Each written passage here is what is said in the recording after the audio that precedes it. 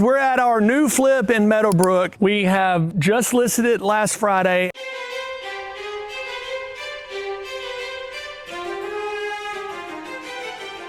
Hey guys, we're in our flip we just finished in Meadow Brook off 280. It's kind of a larger house. It turned out really cool. We had a wall here that we removed and opened up the kitchen. We brought in a few extra things like some pantries built into the kitchen and a microwave drawer, which is what we tend to do on nicer, higher end house flips. We put in quartz countertops, which is always our favorite thing to do in kitchens.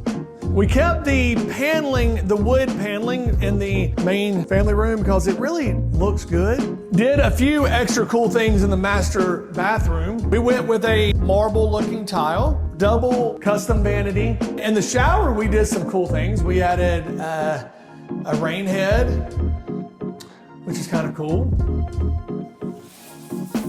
Looky, looky. One of the cool things about this house is it's got a 2-car garage on the main. Man, anytime you can make that happen, that is a winner every time. This always sells the house.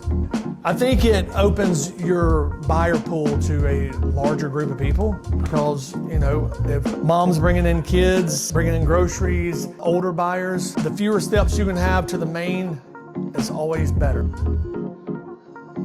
A dining room, which has been staged and looks pretty and nice, ready for a family dinner. There are times where we'll put carpet in the bedrooms upstairs, hardwoods, all depending on the price of the house. This was once an attic space that was turned into an upstairs bedroom.